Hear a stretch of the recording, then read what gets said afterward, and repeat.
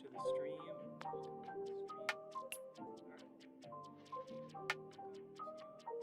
Live stream. Hope everyone's doing good. Again, we're in a little bit of an awkward situation with the stream setup, so the background is not the boxes on the wall because I'm on the other side of the table. But regardless, hope everyone is doing good. Let's see here.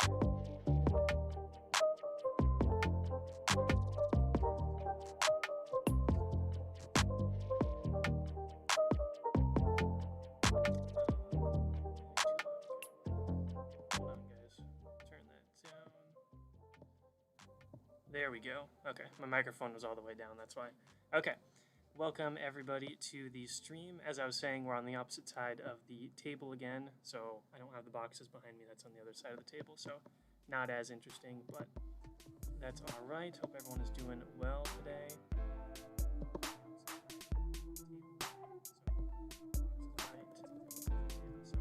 Not as interesting.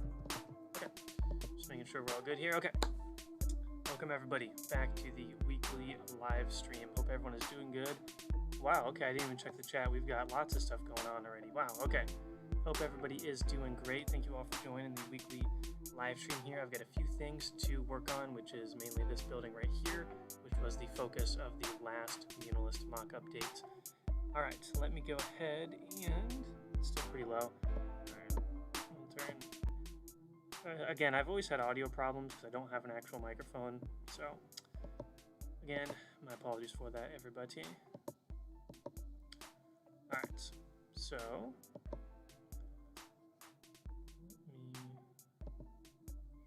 there we go. Okay. Try that. That's much better. Okay. All right. Sorry, guys. Okay.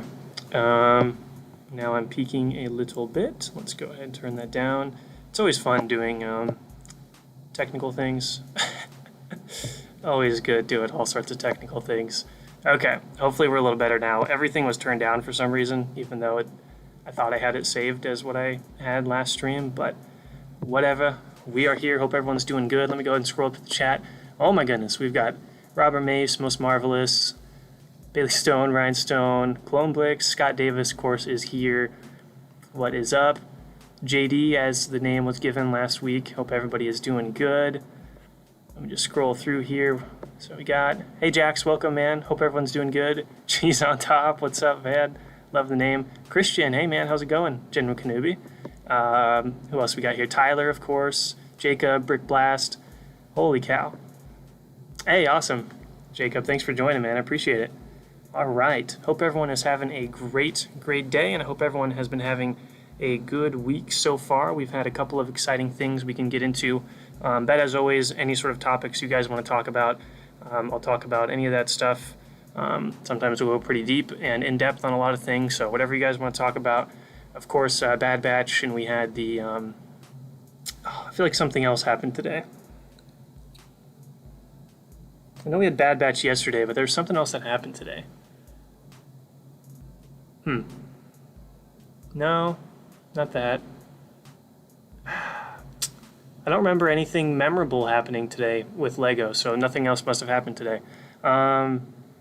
Wink, wink. All right. Eton, what's up, man? How you doing? All right. All right. Yes, the Abysmal Con. We can. I didn't watch that. I didn't bother because I knew that how it was going to end, so I just didn't even bother.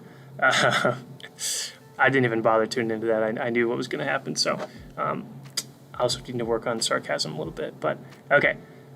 So essentially, my plan for today is I've got my pointy thing here, pointy little pillar. See this little design right up here? Let me see if I can zoom up. This thing right here, this top part, I need to replicate that on both this side and the opposite side down over there. So that's what I kind of need to be doing for tonight. And then I'll have kind of all the way around the building kind of complete, and then I'll need to do the roof. So that's kind of the plan. Hopefully you guys like this building. It's actually turning out to be one of my more favorite buildings, actually, as I readjust the camera. And of course, we've got Fordo up there and one of his ARC troopers as well. I've been having a ton of fun setting those guys up for thumbnails. So also, any minifigures you guys want me to put on the hat tonight, just let me know. All right. Yep, I was trying to forget what happened with the Lego God. Jacob's going back and watch Rebels. Nice, man. There's some good episodes in there. Overall, not my favorite show, but there's a couple good episodes with Ahsoka and Vader that I really like, and some good Darth Maul stuff. All right.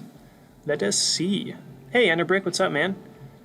Yeah, thanks, dude. Yeah, this building's looking pretty dang good. I'm liking it so far. Yeah, the plan tomorrow, I'm not going to have a Muunilinst mock update. I'm going to have another episode of From Start to Finish, and it's a World War II Eastern Front mock. So we got Russians versus Germans. So episode 3 of From Start to Finish, I'm looking at it right over there, will be coming out tomorrow instead of a Muunilinst mock update. I wanted to kind of spread it out a little bit. So, because I know a lot of you guys, my last From Start to Finish episode did really well. So we'll have another World War II episode coming out tomorrow, and then we'll be back with the Muunilinst mock update next weekend, and I'll have this building finished. That's my plan. So yeah, I got the mock coming out tomorrow. I got to record a few more segments for it tonight, but I've been having a lot of fun building that mock because I haven't really got to build much stuff with like all my German figures that I have. So I've got a couple from United Bricks and Minifig Co. and Muligode and stuff like that. So very, very cool stuff. So that's the plan for tomorrow's video, is another episode of From Start to Finish. All right. What do we got here? Have a clone RKOing a droid. That'd be kind of cool. Or like the Revenge of the Sith. I don't know if you guys have seen this before. I'm guessing some of you guys have. In the corner of a frame in Revenge of the Sith, a clone trooper runs by with his rifle, and he just smacks a droid in the face. It's like one of my favorite parts. Paul, who's my collab partner, we used to, I know we spent one night, like just one night, I mean, it was at least an hour, maybe longer, of just watching the Battle of Coruscant, like pausing it and making it go in slow motion and trying to figure out all the different ships in the background. And then we did the same thing with Utapau, and the Battle of Utapau, there are so many background clones in that scene that do some of the coolest things you have ever seen, like, you know, hand-to-hand combat with the droid, smacking a droid. There's so much cool stuff happening in the background of Episode 3. Whoever was in charge of like the background CG models and making them look interesting, so good. So you guys haven't done that before, just watch the background characters of some of these large-scale battles in Star Wars, and you'll be quite surprised what you find, because there's some really cool stuff. All right. How many clones and droids do you have? I don't have a lot of, I mean, I have a lot of figures, but not compared to a lot of people. I never was one to like just buy minifigures a ton and build clone armies. Of course, I always wanted to build clone armies, but I just never collected a huge amount. So I don't have as many clones as a lot of other people do, but I do have a good amount of 212th and a good amount of 41st from the 2 battle packs. And then a good amount of the old Phase 2 clones, because those are like my favorite clones. So the old 2005 version, those are like my favorite. But yeah, I don't have a ton of clones, just because I've never just bought minifigures off Bricklink, and I usually didn't buy more than like 3 or 4 battle packs at a time, just because it got kind of expensive. So not as many minifigures as most people do, but it's still a good amount. I mean, it's also because I spread out the Lego collecting, so I also have a good amount of what was I gonna say? Galactic Civil War stuff. So lots of Rebels, lots of Stormtroopers, and then of course like World War II stuff. So a lot of my collecting was also shifted towards World War II for a good amount of time. So a lot of different themes and things spread out for minifigure collecting, but I usually will only have as many figures as I'm gonna need for a mock.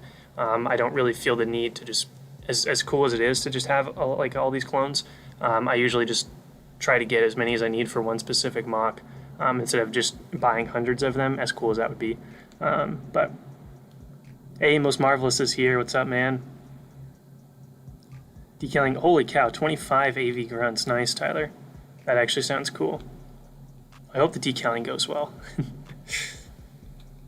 I have nightmares about decaling, so I'm too scared to try that. Brad Bricks, what's up, man? Sea Bacon, what's up, dude? Let's see. For me personally, I like Phase 2 a little more. But you can't go wrong with any of them, you know. But personally, Phase 2, I think, is really, really nice. But I don't think you can beat Clone Wars style Phase 1 as well. To me, there's something very nostalgic and classic about the Phase 1 Clone Wars, like the Battle of Christophsis and all that stuff. So I'll always have a special place in my heart for 2, 3, 4, 5, 6, 7 for Phase 1 animated style clones. But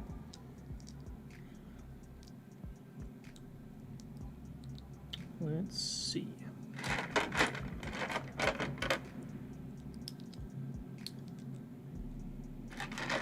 Yeah, decaling is fun, but 25 of them seems like a big task. 2, 3, 4, 5, 6, 7. Right. Let's see. I'm gonna go back through, see if I missed anything, because I know there was a lot of stuff earlier. Let's see. Oh, I see. People want to get into some Bad Batch stuff as well. We can do that if you guys want. I've got some thoughts on that. Don't know how many of you guys were present for the rant from episode 7, but I don't have a rant, don't worry. No rant. Well, maybe. Not really. not a big one, really. But yeah, LegoCon, I didn't even tune in today. 2, 3, 4, 5, 6, 7, because I just had a feeling that they weren't going to reveal anything interesting. I was just like, I really doubt they're going to reveal anything interesting. It's Lego. I love Lego, but for some reason their marketing, I don't know if, marketing, product, team, whoever it is, just they normally don't hit the ball. Like the only times they've really hit it out of the park is like the 501st Battle Pack. But in terms of like marketing and how often things get leaked, and then how they reveal things and how they do stuff, I just personally think they haven't done as good as they, well, maybe they are doing as good as they could. They just aren't really hitting all the boxes that I think they could be hitting, because there's a lot of potential. So everybody was really hoping for the UCS gunship reveal, and I remember a couple weeks ago when they announced LegoCon, I was thinking like, wow, what a great time to release the pictures for the UCS gunship. But then the closer we got and the more I thought about it, it's one of those things where it's so silly you have to say this, but it was too smart for them to do, if that makes sense. Like the smartest thing for them to do was release pictures of the UCS gunship, but that seems too logical and too smart. 'Cause it seems that businesses a lot of the time don't do the logical thing or the smart thing, so they didn't do that. So I wasn't expecting the UCS gunship to be revealed at all. I mean, there's a slimmer of hope, but I didn't think they were going to do it, so I didn't even watch. And then they revealed the Mandalorian sets, which like it's just like they're acting like people haven't seen the leaks before, which is kind of funny. But you know, maybe a lot of people haven't seen the leaks, like a lot of the general audience. 2, 4, 6. Maybe a lot of the general audience never saw any of the Lego leaks, like the catalog from Japan. So maybe they were playing towards those people. But at the same time, even the actress that plays Fennec Shand, she saw the leaks because she tweeted out about her character. Ming-Na Wen, I think is her name. She saw the Lego leaks even, because I remember she posted on Twitter about getting her own minifigure, and that was when everything got leaked. So like it was out there for a while. So it's kind of silly for them to just reveal all these sets that people have already seen. So I really wasn't surprised at all. I did find it kind of funny. Like I would look through the comments on all of the posts they did about LegoCon, and the whole thing is about the UCS gunship. So like, can you just, if they would have revealed the UCS gunship, it would have gotten so much hype behind the thing. Maybe they have something else special planned, and I'm still really excited to see the UCS gunship, but I'm probably not going to get it because that's way too expensive to pay for a Lego set when I could be buying parts for the mock. But I still would be excited to see the model. But yeah, I knew they weren't going to do it. It was too logical. It made too much sense. So they revealed sets we already saw. Yeah, it's kind of silly. So I didn't watch. I was like, I don't want to get upset today. So I just skipped it. I saw everyone was doing live streams. I was like, I'm just going to skip it. I don't want to. I do not want to even think about watching that thing when I knew it was going to be not the best. But it's only because we love Legos why we're so critical. Some people were being a little bit rude in the comment sections in terms of like all of the posts they were doing about LegoCon, and I didn't really think that was very nice or a good idea. But I think it's better when you offer, criticism, maybe point out some good logical things instead of just, kind of yelling at Lego. So whatever. Yeah, I just kind of had a feeling it was going to be disappointing, so I just didn't watch it. I heard they pretended like they had questions from people, but they were predetermined questions. So I heard that whole mess. I saw the weird cosplay thing that was going on with Ahsoka, Grogu, and like a Mando. So I saw all that stuff, but yeah, they just don't think Lego fans know what's going on, I guess.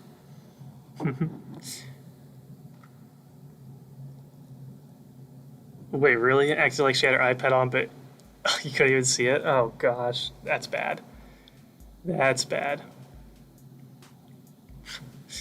Yeah, Jacob, and Marvelous, we'll get to Bad Batch 1 second here. I kind of want to wrap up this do LegoCon for a second here. Hey, Michigan Bricks, welcome, man. Hey, congrats on having your build featured on Brick Vault. I was scrolling through Instagram and saw that. That's huge, dude. That's awesome. Congrats on that, man.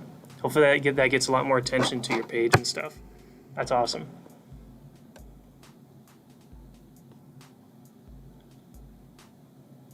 All right. Clone scaling a building. All right.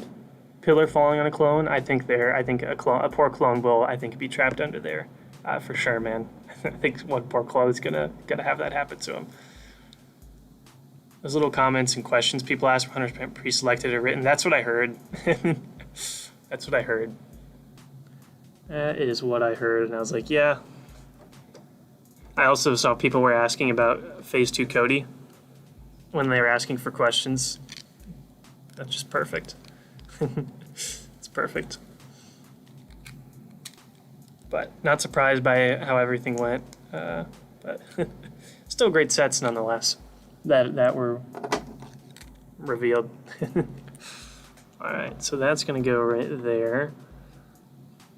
Realizing it's going to be kind of hard to see for you guys, which was probably stupid of me, but I'm realizing more and more how hard it is to stream a large-scale mock because there's not many places to put a camera where you're going to see a lot of the build because there's a lot of detailed things. So I'm kind of realizing that lately. It's been really hard to try to pick how to show some of this stuff, but which of the sets in the new which of these sets in the new release would you recommend to buy? Is that Astro Legend? Is that yes, I know who that is. Okay, it's Legend Lego World War II, right, on Instagram? If so, hello, my friend. Welcome to the stream. Let's see. Which sets? Let's think. I know personally a day one purchase is going to be the Mandalorian Starfighter, the Gauntlet ship, with Bo-Katan and Gar Saxton. I think that's going to be an immediate purchase right away. That's probably going to be it for me because I don't try not to buy too many sets nowadays because, I haven't been a fan of a lot of them, but also I like to keep that money and spend it on parts for mocks. But this wave for sure was the best one they've had in years. So probably the Mandalorian Starfighter is for sure a day one pick for me personally. I think everybody should get it, show Lego that these Clone Wars sets are what people want, not these original trilogy sets. Let Lego know that we want Clone Wars sets, right? So the Mandalorian Starfighter for sure. The Ahsoka vs. Maul set I was going to, but I kind of thought about it a little bit more, and I just wasn't sure $20 for those two figures was really worth it. The throne build was kind of lackluster in my opinion for $20. So I don't think I'll be getting that one. Let's see. I personally do like, I'm going to say this, Boba Fett's Slave One, not Boba Fett's Starfighter. I think the correct name is Boba Fett's Slave One. That was the name in Star Wars Universe, and I don't recall it changing. But Lego apparently decided to change it. I was wondering when they were going to change it because I just had a feeling they're like, there's no way they're going to let that name keep being the name of a ship, especially if they're selling that toy to kids. But I think the Slave 1 looks actually really good. The only way I would recommend it is if you don't have a Slave 1. I think if you already have any of the previous models of the Slave 1, no matter what, I think they're better than this newer model, but I don't have any of the Slave 1s. So I think not a day one purchase, but if it goes on sale, I might try to pick up the Slave 1 because Boba Fett looks great, and I don't have the Din Djarin and Mandalorian yet. So I think the Slave 1 is a good, like, when it goes on sale one, just because I don't have a Slave 1 yet, and I really want one because it's a cool ship design. It is a little small, but I think for the price it's okay for people who haven't got one yet. So if you don't have a Slave 1, I think that's a great one. I think Moff Gideon's cruiser is ridiculously expensive, and I wouldn't recommend that one. It feels like you're only going to buy that for the minifigures, so I don't know if it'd be a good idea to pick up the Moff Gideon's cruiser. It's so expensive, and I think Saltburg Studios said it today. You could get like the Mandalorian Starfighter and the Bad Batch shuttle for that price. So I think you can skip out on. I think a lot of people will skip out on Moff Gideon's cruiser just because of the price. I think people will just try to go for the minifigures. But Bad Batch shuttle, I think too, is going to be a good set. I think it's going to be a popular set. I think a lot of people are going to get the set. I don't think I will because I'm not a huge fan of the Lego version with it being in sand blue and it's really small. I was looking earlier at like Krennic's shuttle and one of my favorite sets, Palpatine's shuttle. Those sets are big. Like those are big sets and they're built really sturdy and they've got lots of detail and you can actually fit figures inside of it.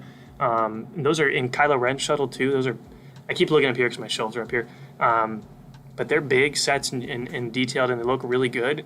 So when they said they're going to do a Bad Batch shuttle, I thought they were going to make it the same size as like a Krennic shuttle or a Kylo Ren shuttle.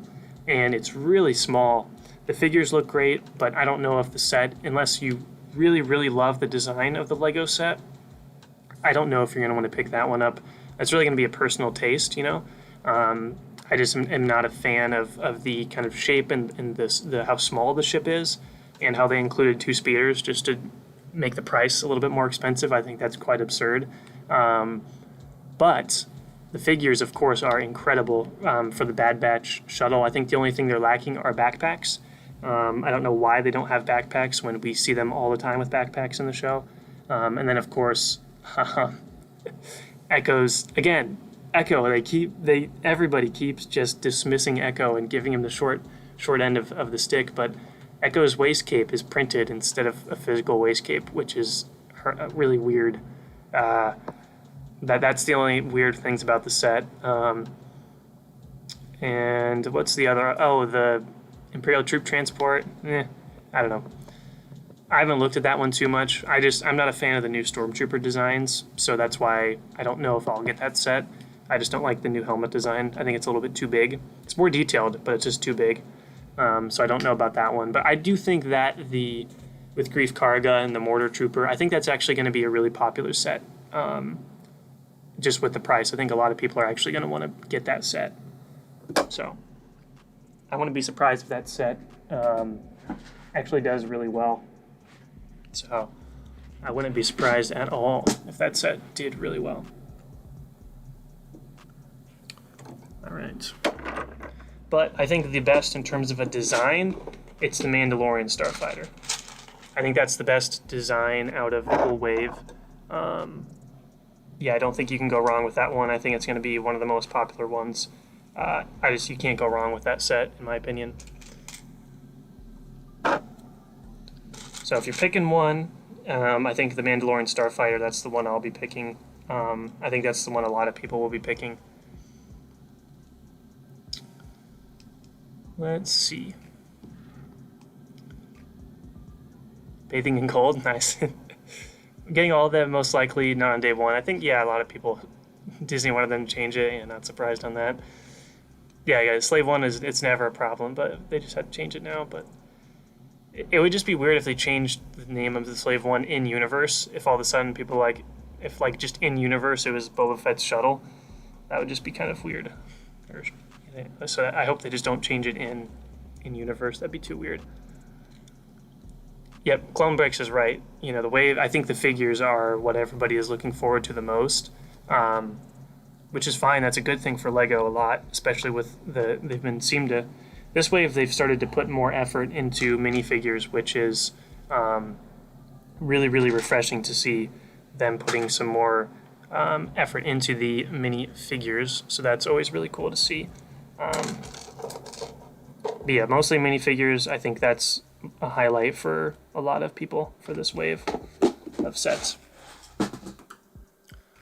Alright, so essentially I'm just kind of recreating this little part up here. I don't really have a good setup to show this while I'm making it, but it's kind of what's going on. Let's see, I'll get the Bad Batch set on sale like a year from now. I honestly think a lot of people are going to do that too, man. I think that's a good call. I think that's just the best option. You know, it just doesn't seem worth it to get that on day one for that price, you know. Yeah, C Bacon's right. In terms of builds, the Mando Starfighter I think is the best for sure. If we're looking at strictly just builds, I think it's the best on that one. Let's see if I can't zoom in a little bit. There we go. Yeah, I think that one's definitely the best. Let's see.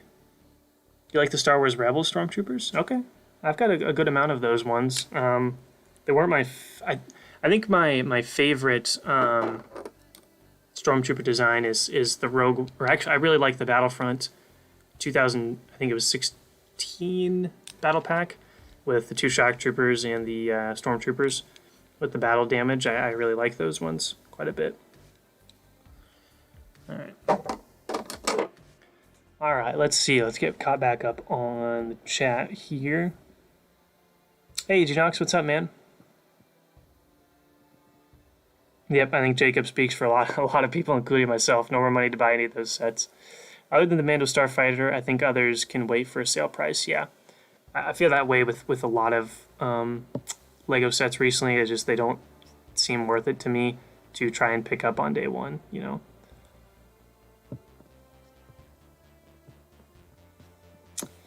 They just don't. And I mean, the only sets I've really gone for in the past few years is the 501st Battle Pack. That's like the last set I've bought. And before that, the X-Wing from 2018, I got that. And then like the Anakin's Jedi Starfighter from 2018 as well. So not as many sets nowadays, but this new wave, I'm definitely going to get the Gauntlet as soon as I can. So probably won't do a review on it because everybody does reviews, and people are going to get it a lot faster. Of course, all the people in LEGO sent, you know, all their stuff to land people already. We've seen Solid Brick Studios and I think a couple other people that have done their reviews. So I'll just get the sets just to have personally for me. That's kind of my mindset nowadays, is I don't really do reviews because they take a good amount of time. At least I like to put in a good amount of time on reviews. And by the time I get the set and the review is done, it's like, well, people have already seen a million reviews of those. But I'm excited for that set. I think the Gar Saxon figure looks great. Okay, here's something I'm a little not worried about, but curious about. 1 second, I'm gonna grab something.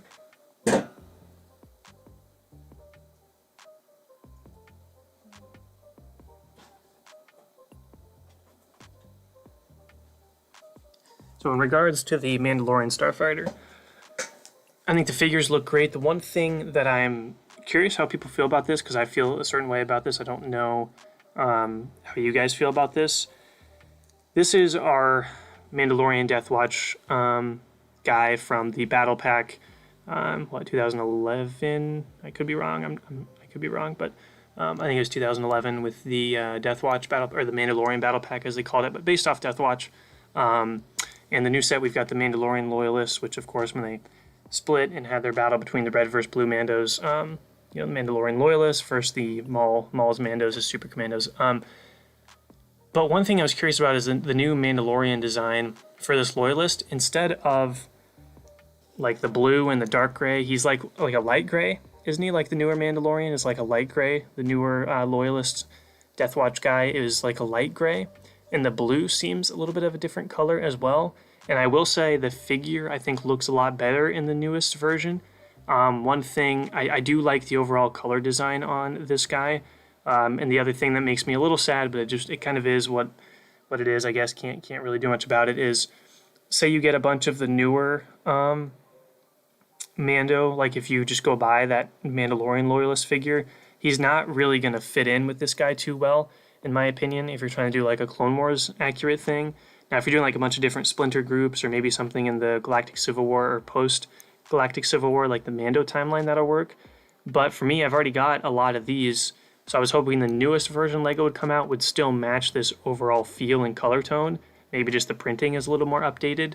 But I don't know how well this guy's going to go together with the newest Mando in the Mandalorian Starfighter, so I don't know how a lot of people feel about that. But, yeah. Not to complain, that was just something I was noticing was it'd be kind of hard to mix and kind of have those two versions of the minifigure together on the same mock. Like if you were doing a Siege of Mandalore mock or something like that, it might be hard to have them side by side because they would look like they're from different factions. But that's just LEGO updating their design. It looks like a great figure, but I don't know if people are going to try to get multiples of that guy. I don't know. We'll see. That's just something I'm curious about. So I don't know how you guys feel about if you like the newest design, or do you wish they stuck with a similar color tone with this guy, with the blue and the dark blue and the dark gray to kind of match the older figures. I think that's what I would have preferred, but I still really like the newest one for sure. All right. Boba Fett ship is too small for $50. I can see that, C-Bacon. That's why I want it. I'm not going to buy it unless it goes on sale, you know. That battle pack, the Shock Troopers, it's so good. It's one of the best battle packs in my opinion. Came with like the officer. Let me see what it comes with. Like the officer and the two Shock Troopers, or the one Shock Trooper and the two Plane Stormtroopers. I love that battle pack. I think it's a great battle pack. Yep, 2011. Maybe you should put the Bacon Clan leaders in the biggest build. Yeah, Clone Motion. So I do want to put some Bacon Clan guys, some Munes, in the build if I can make a couple custom ones, which I know we've talked about a couple times, trying to figure out how to make custom Munes, but I definitely want to have a couple of those guys somewhere in the build, just kind of hiding around the corner, kind of trying to get out of the way before the Republic comes and just tramples over them. Okay, so cheese on top is also, I'm just going to say cheese, a little shorter, but I also like the 17 for the Star Wars reference. Don't like the new design, mostly because the armor plate looks weird. Okay. That's what I think the figure looks good, it just doesn't really match with like these older guys, you know. Hey, no problem, Ryan. We'll have fun at Boy Scout camp next week, man. That sounds like an adventure. No problem about missing it, dude. Hope you have fun at that for sure. It sounds like quite the adventure. Awesome, man. I love going outdoors too, in the woods, and hiking is like one of my favorite things to do. And mountain biking, I used to do that a lot. I don't do it much anymore, but I used to mountain bike quite a bit. But I love hiking and stuff. Hey, no problem, JD. No problem, man. Hope to see you soon. Scott Davis says, if you have the UCS Slave 1 or the 2019 Slave 1, no need to buy the new one. I can see, that's where I agree with you. I don't have any. Out of any of the UCS sets, the Slave 1 I think looked the best in terms of design. I always wanted to get that set, but I just never pulled the trigger on it. But that's like my favorite UCS set is like the UCS Slave 1. So I don't think there's no need to get the new one if you have that one for sure. And that's kind of the weird thing that LEGO does, and this is where you can kind of split the fan bases. They re-release these sets every couple years. We saw it with the most recent wave, where they make these downscaled models of sets that we've had numerous times before. But you seem to have, their reasoning to making it seem like they're trying to hit that audience that hasn't gotten one before. So then for the people that don't have an X-Wing are like, hey, this is awesome, I get an X-Wing. The people who have X-Wings already is like, why are we getting this set? So I do kind of, with LEGO like that, I do feel bad for them, where it's kind of like they can't please everybody with those remakes. Like if I already had a Slave 1, I would be a little upset that there would be a new Slave 1 in the wave. but since I don't have a slave 1, it's kind of that hypocrisy where it's like, oh, it would be nice to get a slave 1, but I can understand if people already have a slave 1, then you'd be like, why the heck is there another one, you know? So, not counting price, C-Bacon is saying excellent, excellent wave, okay. Except for Imperial Troop Transport. Yeah, the build is kind of, I'm not sure about it, but I think that's still going to be popular because of the minifigures. Genox, I haven't started on Dirge yet. I haven't started on Dirge yet, but I'll get to them, don't worry. I've just been trying to focus on getting these buildings completed, you know? But I'll get around to Dirge, don't worry, my dude. We'll get around to Dirge, for sure. Okay. Dirge and the speeder bikes will probably be one of the last things I get to, because I want to make sure that all of these buildings look as good as they can look. Oops. Come on, Troopa. There we go. I want to make sure all the buildings look as good as they can before I move on to those those buildings. The reason I said people is because I'm reading Clone Bricks' comments where he says it does suck for people that have a mix of both Mando figs who are trying to build a mock with them fighting together. Okay, so you don't. Okay, so this is a perfect example. Clone Bricks where you don't have any of the older ones, so you do like seeing the new design. I can see that's kind of what I figured was it's kind of a little mix of both. Because I think objectively it's a really good figure, but. Oh yeah, Scott Davis, the new Boba Fett figure looks spectacular. I think Lego stepped up their game with all of their figures so far. It's I mean all the figures are great, you know. And I think really that's what sold this way for a lot of people is the minifigures. Again, like we said earlier, the only set that I think is built really well, and a few of the other guys agreed, was like the Gauntlet, or not the Mandalorian Starfighter, in terms of like the build quality. And then the figures kind of sell all the other sets. So, but the minifigures, I think, is they did a great job at this wave for minifigures. Hey, no problem, Brad Brick. See you around, man. May the force be with you. Thanks for stopping by. But yeah, overall, I think it's going to be, I mean, it's the best wave in years, which is reassuring. And hopefully after they see how well Clone Wars sets sell, they'll decide to, you know, make more. Oh, we've got an offensive statement from Ryan here. Mandalorians are cooler than clones. I don't think that's like a crazy opinion. I know a lot of people probably like Mandalorians more than clones. So I don't think that's an offensive statement. I think that's a fair. I know a lot of people probably like Mandos instead of clones, but for the Republic for me.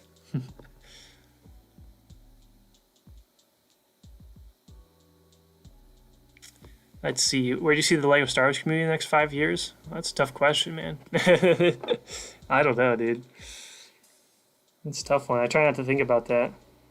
I don't know. I think over when everyone was stuck at home, it seemed like a lot of people started a lot of YouTube channels, which was really awesome. I know over the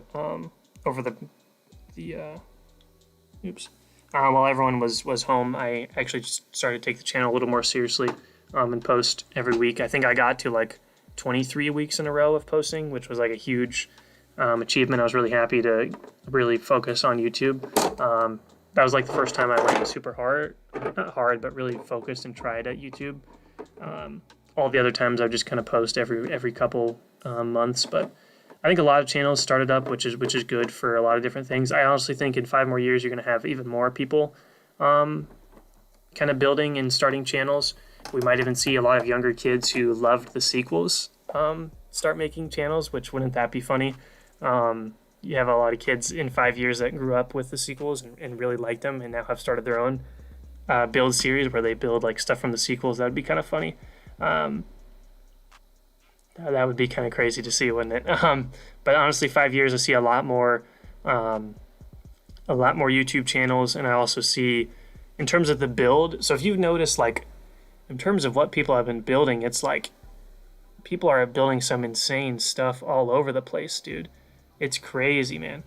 Like the quality of builds, if you just look from 2 years ago till now, which I thought 2 years ago it was really cool, to what people are building now with First Order Lego and Rich Boy J, and just like even a lot of smaller channels too. I mean, Coconut with his huge Utapau mock. We've got Michigan Bricks was in here earlier. Like pretty much every single anybody who really posts pretty regularly on YouTube has really good mocks that they're building. So I think in 5 years from now, in terms of the build quality of builds, it's going to be like something we can't even imagine right now. So I really think it's just going to, I mean, this is very optimistic, but hopefully in 5 years the community is a little larger and not too large to where there's all this kind of like trolls or kind of drama or anything like that, but large enough to have a lot more channels coming up, and I think the builds are going to be insane. So it's my prediction for 5 years from now. Boba Fett will go on Bricklink. Yeah, who said 20 bucks? Yeah, C Bacon, $20. I think that's a good estimate for that Boba Fett. I mean, maybe more.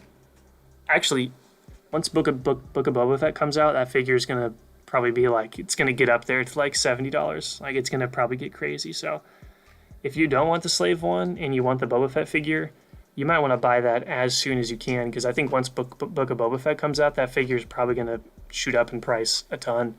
So. Oh, goodness, we love you, Lego. Don't worry. We just want to see. We cheer for your utmost success, which is why we are so critical. That's all. Position that. There we go. Right. Hey, thanks, Clone Bricks. Thanks, man. I learned from the best, man. My collab partner Paul. He. What was it? I mean, Etanes, he kind of came up with the idea for how to start doing these figure placements, and then over the past couple of years, I've been practicing on my own, and then my Clone Wars mock update series, I would try really hard to kind of come up with new ways to set up figures and really focus on that. So, huge shout out to, of course, my collab partner, Paul, who's worked on all the Brickworld projects with me for kind of starting this kind of idea with how to set up the figures, and I've been kind of working on trying to expand it and come up with more unique ways to do that. And also on the Clone Wars mock, so my most recent, the big Clone Wars mock, the cinematic video, Paul did come over and set up some of the figures with me. So Paul wasn't, unfortunately, he wasn't able to help me with the large-scale Clone Wars mock from last year-ish. But he was able to come over and set up figures with me, which was really fun because we haven't done that in a long time, and I love hanging out with him and building and stuff like that. So that was fun to have him help me set up figures, and we kind of worked together on that. So hence why, I mean, we combined our powers and created an epic figure setup in Battlescape for the Clone Wars mock. But thank you, Clone Breaks. I appreciate that, man. I've been trying, like, if you guys see how long I take to set up figures for the intro and the outro of my videos, I know a lot of people just kind of will do something more traditional where they kind of show themselves talking to the camera for the intro and the outro. I wanted to try something a little bit different, which is why I do the minifigure setting up stuff for the intro and the outro, because nobody wants to watch, I don't think anybody wants to watch me talk to the camera. I think you guys would much rather see an epic figure setup to start the video and to end the video. So I spend a ridiculously long time trying to set up the figures and make sure I get the best setup for those intros and the outros. And how many times they get knocked over and I start screaming and cussing and I got to start all over again. It's pretty crazy. But I really try to get those intros looking really, really good. So right when you click on that video, you've got something really, really interesting to look at. So I appreciate that comment because I've really tried to make them as good as I can be and try to make it feel like they're not Lego minifigures, if that makes sense. I don't know if that makes sense or not, but yeah, make them more lifelike and have them feel like they're kind of energy. It's also when you spend so much time working on a build and you're happy with the build and you're proud of it, you don't want to ruin that build by just not really taking time to set up the figures, you know what I mean? You want to focus on setting up those figures to make sure it complements your mock. A good mock is not a good mock if you don't have good figure setups, and a good kind of minifigure epic battle is not good if you don't have a good, like, a build with it, you know what I mean? Like, they kind of well, I guess you can have a good minifigure setup, it's just in terms of like an overall mock. They really complement each other. So that's why I really think people should focus on trying to make as good of a battlefield as they can, because it really complements your mock. It goes two and two, hand in hand. Good mock with good figures and good figures with a good mock, you know. Hey, Kai Animations or Drawings? Kai Paper Drawings. Okay, you changed it because I know it was animation. That's why I said that. But how you doing, man? Hope everything's been going well for you. The Slave One retired before the Pope show. Oh, goodness. Yep, you're right, C-Bacon. It's gonna... That's the only bad thing about the new series is all the minifigures tend to just go up in price pretty ridiculously. But it's alright, I guess.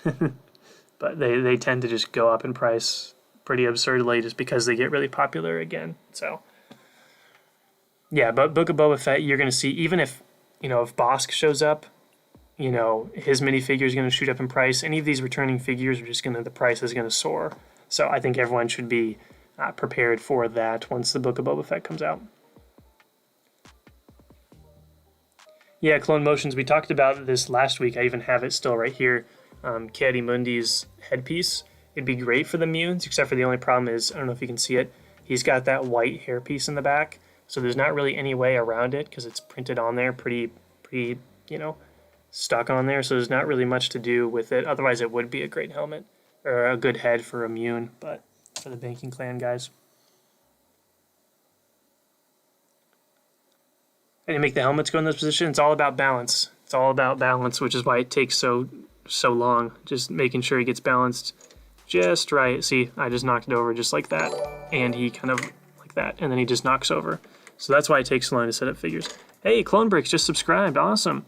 Hopefully you saw that little notification pop up right there. I'll play it again if you guys missed it, but like that, the little dude rocking out on the guitar. Thanks for subscribing, man.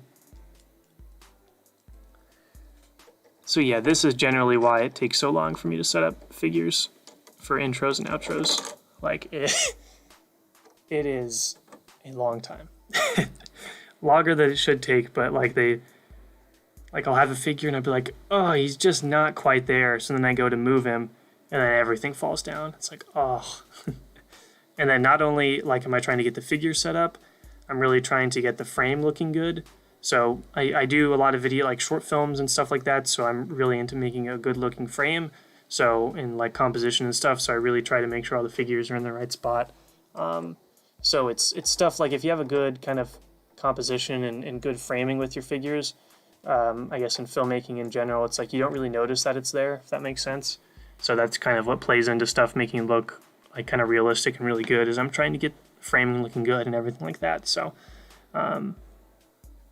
yeah, I spend, like, setting up the figures it's a lot, but it's really fun. So I do, man. I do hate that when they're wearing helmets, they get punched in the face and they get knocked out. It's so weird, so dumb. I agree with you though, Ryan. Yeah, C-Bacon. So that's why I try to keep the intro. My intros used to be really long because I would just talk the whole time. And I'm like, no, but stop doing that. Just get onto the video. Because I would used to sit there and talk for a couple minutes for my intros. And I was like, dude, why are you doing this? So I stopped that, and I just did the short intros with the minifigure placement and then just getting into it, you know? Hey, nice, gang. I executed what a 66. Building a mock, and I'm not the best builder out there, but seeing figures inspired me to do the same, as you said. Really, hey, that's awesome, man. That's awesome to hear. Yeah, that's the thing. If you're not as confident in the build, if you got some epic battles, you know, people might focus more on that. But that's awesome to hear, man. Yeah, for everybody in here, just spend time with your figures and try to think of it realistically. I know I did my Project Nightfall behind the scenes video that came out November or December of the most recent year. I kind of went through not actually setting up the figures, but the kind of a mindset you can have when you go into setting up figures. It's just something I do, and I know some people thought they would try it as well. So I kind of went into how the mindset of setting up figures before even touching any of the figures, if that makes sense. But so I would urge everyone to kind of put some focus on that. If you've never tried it before, just try to focus on figures and see what you come up with, you know. Oh yeah, Cheese on Top, Lord of the Rings. I love Lord of the Rings. Amazon Prime is doing I think it's like going to be the most expensive TV show with I think it takes place in the second age of Lord of the Rings with their live action TV show. And then, yeah, like you said, there's an anime coming out, which is going to be awesome. I'm not an anime guy. Well, I shouldn't say that. I don't watch a lot of anime stuff. I mean, Avatar: The Last Airbender, if you count that. But not really the fact that it's anime, but the subject matter of that movie I'm really excited about. I know it's about like the formation of Helm's Deep, which is one of the best scenes in cinematic history is the Battle of Helm's Deep. So all the projects from Amazon really get me excited. And leading into that, which is why I really think LEGO should do a Lord of the Rings line again. I don't know. They really should. I mean, once that TV show comes out, Lord of the Rings is going to be mainstream and really popular again. I really think they should do another wave of Lord of the Rings for that TV show. I think that would be a great idea. But again, if it makes a lot of sense, they probably won't do it. But yeah, the figs are going to skyrocket. I've got 2 years ago, I picked up the Fellowship of the Ring, like the minifigures, all the Fellowship guys. I made sure to get all of them. So I've got except for Mary, I don't have him because his figure was really, really expensive. But I've got, I guess I have Bilbo too. So I got Bilbo, Gandalf, Frodo, Pippin, Sam, Gimli, Legolas, Boromir, and Aragorn. I've got all of them just because I love that crew, so I wanted to get them for minifigures. Yeah, should have gotten more clones before Clone Wars saved. You're right, man. I wish and if we all would have known, we would have gotten a lot more figures before the episodes came out. I agree with you there, man. I'm with you there. Oh, that's not good, Kai. Hope you feel better by tomorrow, man. Hope everything's okay with you, man. Just dang, any way we can help, let us know, dude. But hopefully you're able to find some stuff to kind of take your mind off things, tonight. Find something to watch or something like that. But hope it gets better, man. Let us know if we can do anything to help you out. But keep us updated, man. Yep, cheese on top. Yep, it's gonna be the most expensive TV show past Mandalorian. It's gonna be crazy. Hey, King Jake, welcome to the stream, man. LegoCon, yeah, we talked about that earlier, dude. I didn't even bother watching it because I knew it wasn't gonna be the best.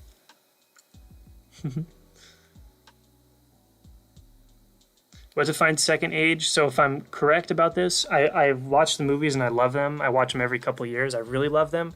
But I'm not like a huge like Lord of the Rings, like in terms of lore knowledge. I'm not the most knowledgeable. I know I read The Hobbit and Fellowship in Two Towers years ago. But Second Age, I think, is everything leading up to... So there's that prologue in Fellowship where there's like the battle with Sauron when he cuts the ring off. I think that's the end of the Second Age. So I think the show's going to take place. The show honestly might lead up to that scene that you see in the beginning of Fellowship with the prologue. I think that maybe that's where the show leads up to, is that big battle.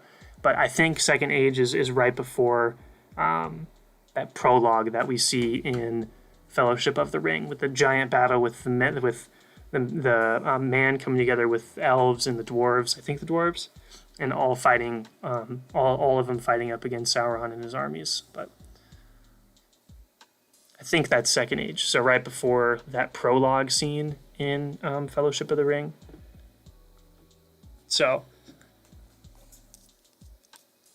I think it's got lots of potential just because it's an unexplored place.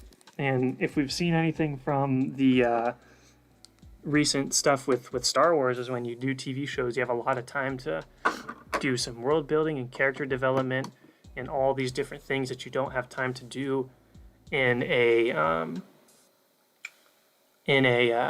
movie. So I think it's going to be a huge hit.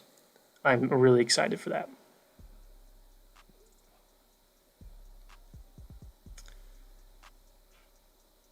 Yep. So cheese on top's going to know a lot more than me.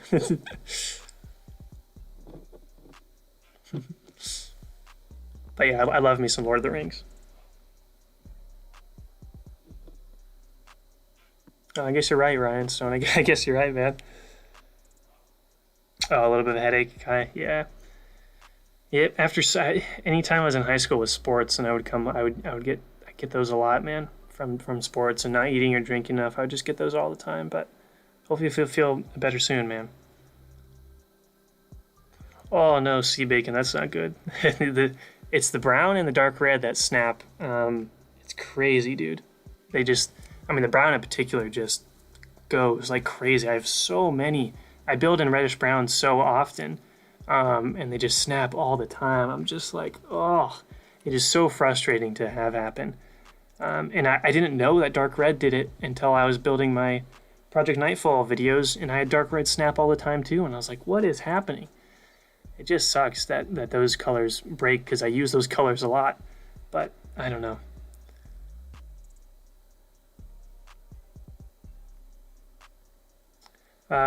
King Jake said something. Oh, Titanfall. Yeah, I've got Titanfall. I played Titanfall 1 and Titanfall 2. I thought they were great games. They just, I guess, didn't really catch on as big as I thought, but I definitely played both of them, and I like the games a lot. Oh, you're making a build. Okay. That is really cool and unique, man. That's awesome. I want to see that when you get done. That's awesome. Because I did like those games. I didn't play them a ton, but I really did enjoy the concept of those games quite a lot. And the gameplay I thought was fun too. Just none of my friends really got them, so I just didn't really stick with the games that much. But I do like those games quite a bit. Oh, that's awesome, guy. That's awesome. Glad you're just able to kind of take your mind off things with the stream.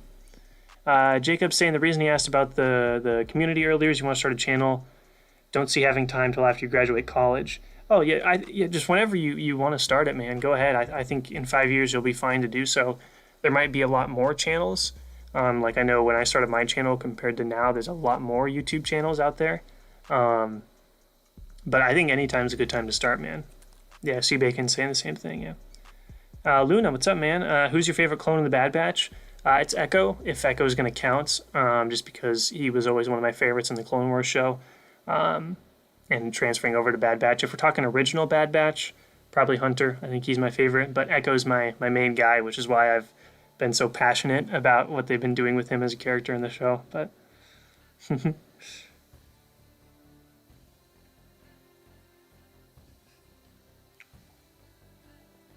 but yeah.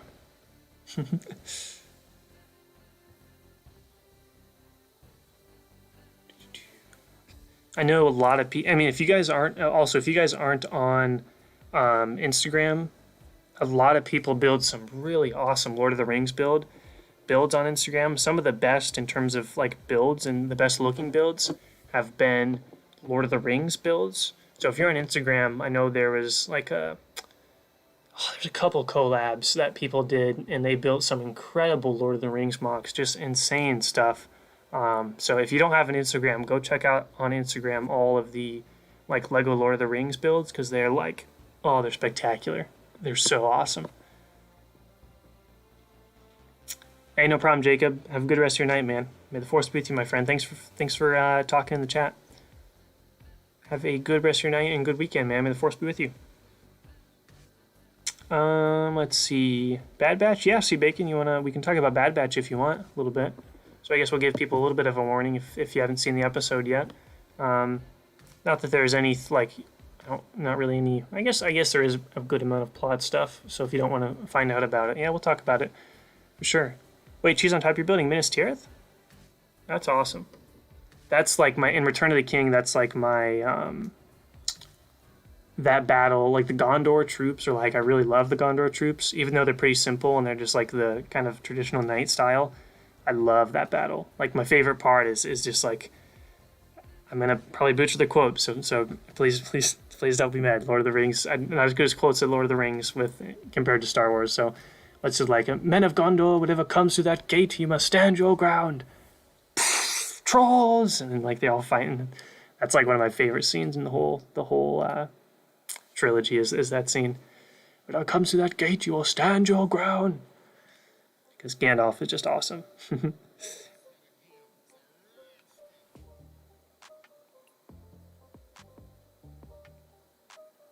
Yeah, that's what I was thinking, is to build Gondor, guys, you just kind of get basic knight stuff, which is really cool. Unlike like Ronin, like the, I almost said Ronin, because I'm into Japanese history right now. Rohan, a lot of the Rohan troops would be a lot harder to get because they're a lot more kind of in detailed exclusive figures. So those are a little harder to get for sure. You're making that scene? Oh, that is incredible. I love that scene so much. King Jake, I've seen the Dark Times and the 253, and I love their builds. Oh, the World in Darkness is incredible. I've been watching that, following that along. That's been a great little build series that they've been doing. I've never really got into it just because I usually focus on like these mocks, the bigger mocks, and don't have a lot of time to do the smaller mocks. But the World in Darkness thing, I really want to get into. I've been really considering getting into that because I love that concept. I think it's so cool. And the builds people have been doing have been, oh, they've been awesome. Hey, Brickfool, welcome, man. Welcome to the stream, dude. Clone Bricks, you're planning on starting a channel. And you're asking, sorry, if you have any suggestions on how to get started. Yeah, I guess I have a few things, but I'm not really an expert on these things. I've been kind of learning throughout this past year, and I've been doing this for a long time. It took me a long time to work up to where I am, but also because my videos weren't very good back in the day. But I think that the biggest one that people usually say is just have fun with it, because even so I love doing this, but sometimes I do get like a little, like I'll just be like, wow, I've just been kind of doing these videos and I kind of just need to breathe for a second and take just a little bit of a break and go do something. But just make sure you're doing it for fun the whole time. Depending on kind of what stuff you do, it might take a while to grow a channel. At least my experience, it's taken a long time to grow the channel. So you got to be in it for the long haul. And if you're in it for the long haul, you got to enjoy every time you do it. You know what I mean? That's kind of more of a philosophy thing in terms of like what type of content or technical things. Depending on what camera you're going to use, if you have a camera, use that. If you don't, try to use your phone. Most phones nowadays have excellent cameras. Lighting is a big thing. Even if you don't have a excellent camera, if you have like good evenly lit lighting, that's going to solve a lot of your problems. I've been lucky to where I do a lot of film stuff, so I use a lot of my film lights for Lego stuff as well. If you don't have any sort of lights like soft boxes or anything, that's kind of what I'm using. Sorry, this is going to be like a flashbang in the camera, but this is like a light box right here. It's on a little light stand. That's kind of what I use here. Otherwise, lamps will work really well. If you've got two lamps kind of pointing in, that's going to work really, really well too. So I think it's hard to give advice when it's going to be kind of trial and error, if that makes sense, because you're kind of going to have to be experimenting, trying to find new things, finding what you like to do, what you don't like to do. I think when it comes to try not to focus on numbers as much, focus on like a lot of your technical things.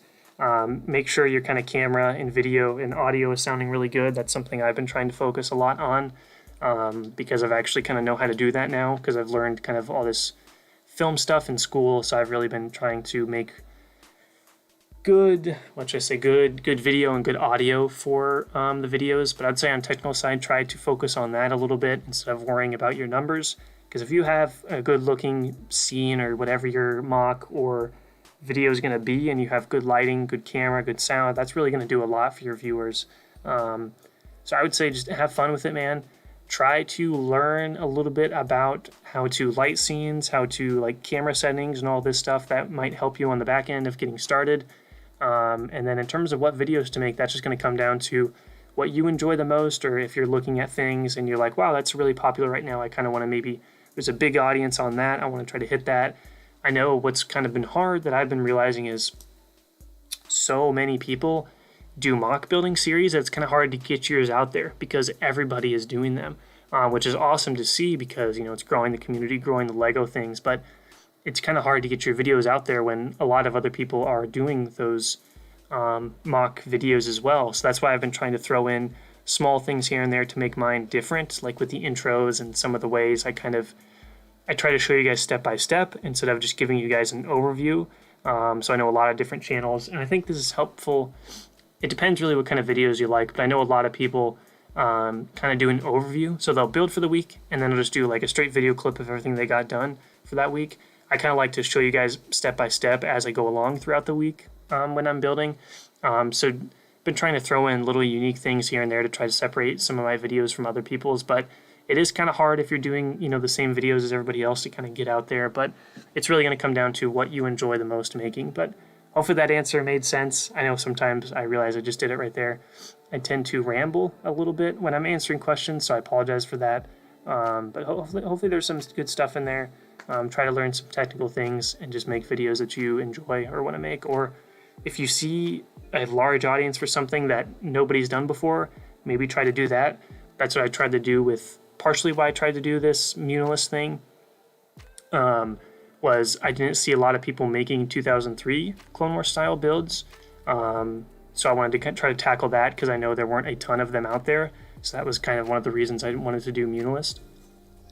So there's a lot of stuff like that to kind of work through and figure out in terms of what you want to make your videos about and what kind of content you want to make and things like that. So, all right, let's see. We've got two.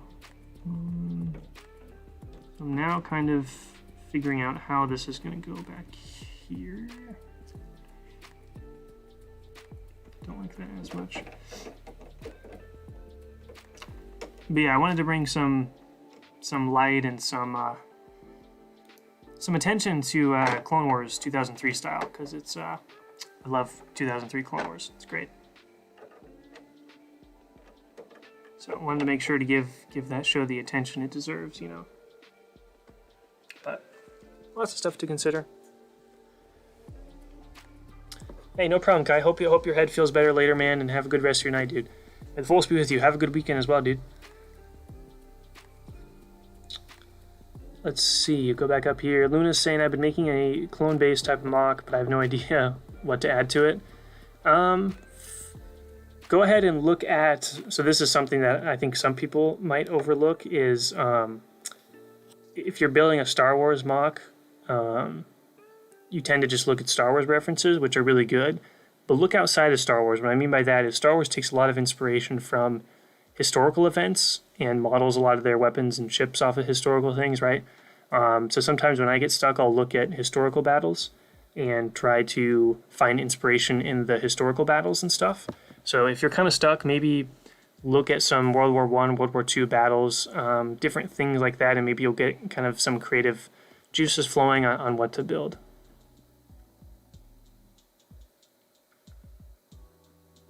Yeah, King Jay, I'll be looking forward to that because the builds have been really cool of World in Darkness, so that's awesome to hear you participate in that for sure, man. I don't really sell Lego Immortal Cactus. That's a great name. I don't really sell Lego. I get very attached to a lot of my stuff, and I have a hard time parting ways with it. So I don't really sell any Lego stuff, generally also because a lot of the time I'm buying parts, and I know I'm going to reuse those parts multiple times throughout whatever I'm building next, if that makes sense. So that's another reason why I don't sell a lot of my stuff, because I know I'm probably going to end up using it later on, like a lot of pieces in this mock I've used in other mocks, right? So that's something I've also is kind of like I'm probably going to use a lot of this stuff later, so I probably won't sell it, but I know a lot of people do, and a lot of people make a lot of good money off of it. But iPhone 11 has it does, all the iPhone stuff have great cameras. Oh, that's cool, King Jake. I like that with Titanfall build. And awesome, Brickful. Thanks, man. Yeah, these stairs, I haven't put the on some of my other. Guess I'll grab this. Try not to knock anything over. I've kind of used these cheese slopes right here before, and I've on the other stair designs, and I've kind of put them kind of up like this. I still need to do it on this one. I guess I can put that one right there for now. But so you'd have one of those on both sides for like a railing. But I still got to make those. But thanks, man. I'm glad you like the stairs. I did try to think of some different things to do with the stairs and what they looked like in the Muunilinst screenshots.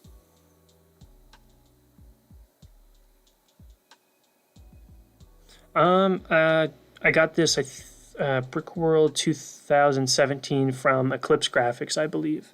So I haven't checked to see if they have it online, but at the convention they had a lot of these hats. I think they just had these ones. I'm not sure though, like the flat bill caps. But I got it at the convention, so they probably have them online, but it was Eclipse Graphics. So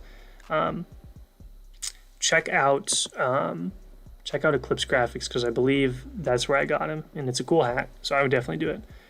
I wear this to like Brickworld all the time, just because I think it's an appropriate hat to wear at Brickworld. I also wear hats all the time, so I needed one to wear at the convention, and I thought this one was appropriate. So Hey, no problem, Clone Bricks. I like answering like questions like that. Questions where I can kind of go in deep on stuff. What's a scene that you would want to recreate in Lego, but obviously can't since you're working on Muunilinst? Let's see. I've always wanted to do Umbara, but I know a lot of people do Umbara. I've actually got a very unique idea for Umbara that I'm not going to reveal because it could be something I do in the future. I'm not sure. I've got a really unique idea for Umbara that wouldn't be a traditional Umbara that people have done before. I think Umbara is always a cool one I'd like to do in Coruscant as well. I'd love to do the Battle of Coruscant from 2003. I love that battle. Yeah, that's right. King Jake also is saying this to Luna too. Titanfall's architect is really cool too. Their architecture. I like a lot of their like they've got kind of these like cool buildings, like pristine buildings. They've also got like some slum areas, kind of like run down buildings on some of the maps. And there's some really cool trees and gardens and kind of like pipelines. There's really cool stuff on Titanfall too. So yeah, look history, look video games. Cyberpunk, that new game might be a cool thing to look at for Star Wars builds. There's just a lot of really cool stuff you can look at, man. Hey, no problem, Brickful. Super cool when the build made and more clone troopers failed. Padme beat it and there's a huge riot. Oh, goodness. I love Senate Commandos and Shock Troopers. Senate Commandos, I think, are awesome. There's that scene in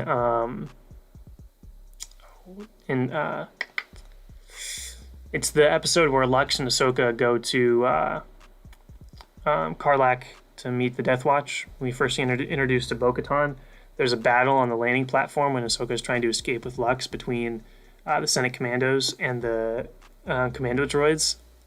And one of the Senate Commandos is like, "We'll cover you, sir." I just love that. Love that battle. Uh-oh, Scott's saying we need another minifigure on here. Okay. Yeah, hopefully you guys don't care. I'm not really getting a lot of building done. I just enjoying talking to you guys. So I also totally forgot we didn't talk about Bad Batch yet. So let's talk about that after I get another minifigure on here. Let's see. Oh, I know who would be appropriate for this. Still got him over here from the last time. Let's put Darth Maul up here. So yeah, we can start going Bad Batch. I know I said I would earlier, and I'm really sorry. I totally forgot. Totally went on a little bit of a tangent there. Yeah, let's get into some Bad Batch. Let me hear what you guys have to say, and then I'll kind of go off of what you guys are saying. Hey, Stop Motion Bricks, what's up, man? Welcome to the stream, dude. Glad you were joining. Hope you had a good week. Hope you had a good one. So now we've got Darth Maul slicing up a blue Mando right there. We'll do that for now. Clone bases have been done a lot, but not an abandoned one, overgrown, run down. That would be kind of cool. That would actually be really cool. Like an apocalyptic build, but like Star Wars, if that makes sense. All right, let's go ahead and get into some Bad Batch because it's the title of the dang video, and I haven't done that yet. And I also haven't really built anything yet, but hope you guys don't mind that. I enjoy talking to you guys for these streams a lot. So, all right, let's get into Bad Batch, and while I'm talking, we'll see if you guys have some opinions. I thought this episode was. Sorry, I just saw Scott Davis's comment. We'll get into that. Gosh dang, I lost my train of thought. I really liked this week's episode. Last week's episode was great, and I was worried they weren't going to keep the momentum. But this episode was also really, really good. Introduced a lot of cool new ideas that we'll talk through here in a little bit.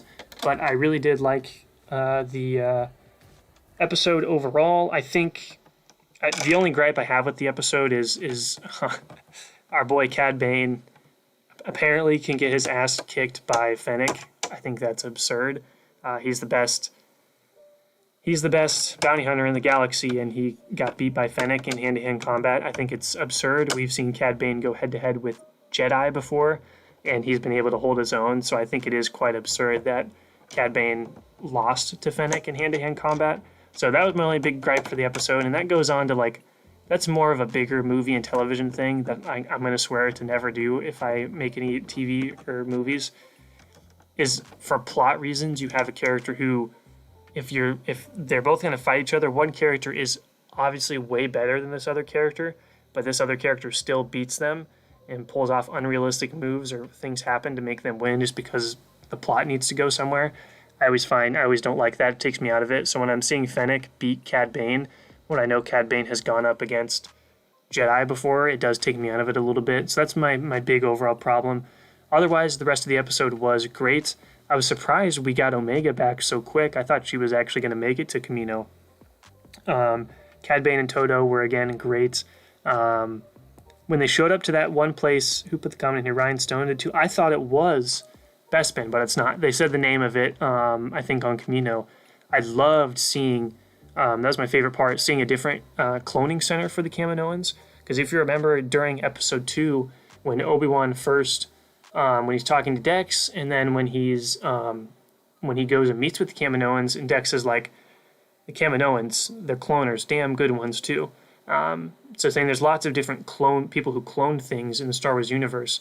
And Obi-Wan also talks with the Prime Minister when he gets there, and they're saying it's the best batch of clones they've ever made. Or sorry, they say one of their finest armies, hinting that they've worked on previous armies and previous versions of clones. So the Republic clones were not the first things that they cloned to make an army out of. They had done clones before, because they said it's one of their finest they've created yet. So I loved seeing another facility and what they were cloning and what that was, because we know they have cloned things before.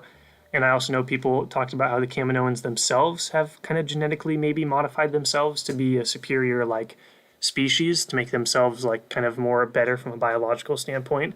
So when that one kind of clone alien fell out of the kind of the green kind of tank thing, people thought that might have been the original Kaminoan shape or form, and they kind of modified themselves to enhance their kind of biological capabilities and stuff like that. So that was my favorite part of the episode, was seeing a different place where the Kaminoans used to clone things, and that they cloned different types of species and different things before for probably other people and maybe even themselves. So I loved seeing that. That made me really, really happy, and I'm so glad that they did that. That's one of the reasons I am liking this show. What they're presenting in some aspects is smaller lore details that we've always kind of have been out there, and they haven't really expanded on that, like with those lines in episode 2 from Dex and the Prime Minister, where they're talking about they're really good cloners, and they've made stuff before, and this is their finest army yet. So I'm glad they got into that stuff. Bad Batch kind of played a back role in this episode. They didn't really do much. All they did was get chased by Dengar at the beginning of the episode. They got chased by Dengar, right? Crosshair's looking just like Dengar. That I think he's Dengar, but he looks just like him now. He just needs the accent, right? So I loved seeing that. Otherwise, they weren't in the episode too much. The rest of it was, here's what I also loved.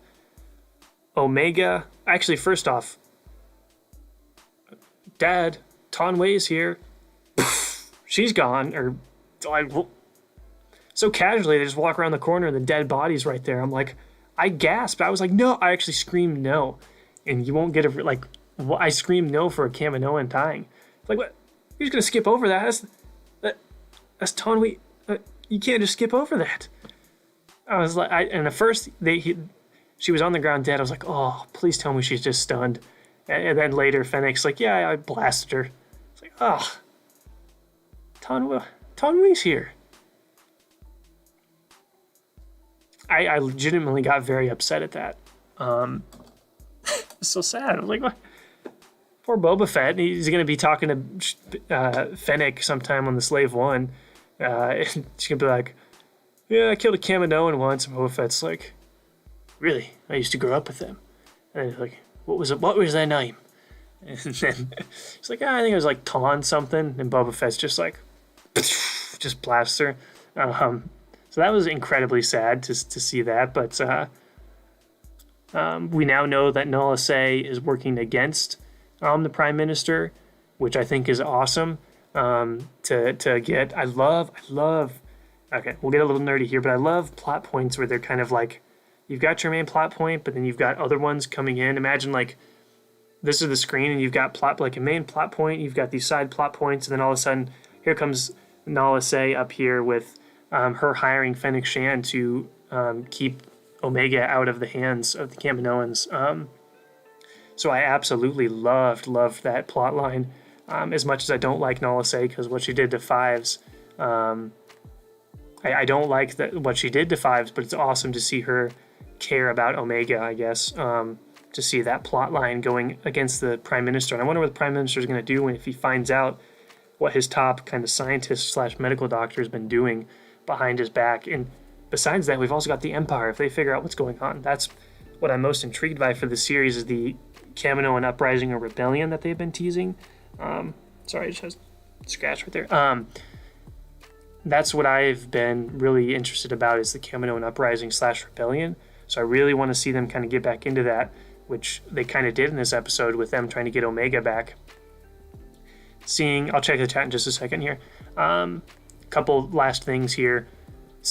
Apparently Omega's a perfectly genetic or non-altered clone from Jango Fett, but she's a female, so she's not an exact copy of him. So I don't know exactly. I'm not a scientist, so I don't know how exactly that works. If she's a female, she can't be an exact replica of Jango Fett because he's male, obviously. So she's somewhat modified, right? And she seems to have enhanced abilities like everybody else. So I don't know if she's an exact replica or not of Jango Fett, but apparently Boba Fett and her are sisters. I'm not really a huge fan when Star Wars does this, when they reintroduce new things. Sorry, I shouldn't say that. Let me backtrack. I don't like when they kind of change the way we sometimes see things in the movies, if that makes sense. Sometimes it can be really cool, like Clone Wars, but other times I don't like it. So in this instance, Boba Fett has kind of a sister. I don't really like that they're kind of shoving that in there, if that makes sense. So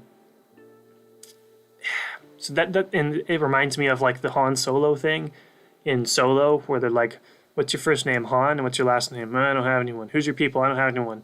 Han Solo. Like, I hate that. I hate when Star Wars does that, and even when they like show the Kessel Run, it's like, you don't need to. We already have this stuff, you know. So I don't really like the idea that Boba Fett technically has a sister, I guess, but it's okay. I like that Boba's called Alpha and Omega's Omega, obviously. Speaking of Omega, I loved seeing her be smart. When she woke up in the prison cell, she did the one thing nobody else... Like, every time someone wakes up in a prison cell in Star Wars, even Ahsoka, they try to touch the freaking ray shield wall and they just get bumped back or electrocuted every single time. And Omega does not do it. I was like, finally, a character who does not wake up and try to run in or try to like get out of the ray shield. She's just like, I'm not going to touch that. It's like, thank you for being smart.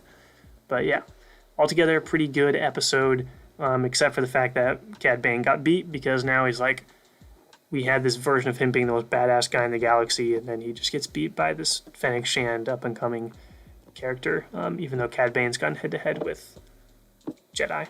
But otherwise, really good episode. All right, let's see.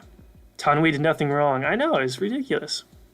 Yep, Cheese is with me here. When the plot intervenes with realistic like tactics and fights, where you're like, that would not happen. It's just happening because of the plot. I'm not a fan of that. But... Okay, awesome. Thanks, Clone Breaks. I'm actually really happy to hear that, because I enjoy doing that more for streams, actually, than just kind of focusing on building. I like talking to you guys.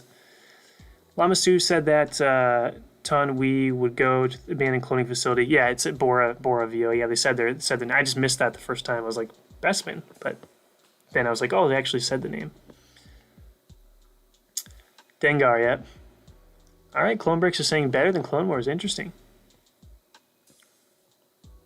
Reintroducing characters like Bane, and you like the family dynamic from Omega and the Bad Batch. Interesting. Yep, we got a couple Rip Tanwi's in here. Yes, C. Bacon Nalase was the one who drug Fives and did all these horrible things to Fives and set him up. So now they're playing the old trick where they make her seem really nice, even though it's like, hey, just forget about what she did to Fives. You're like, I can't.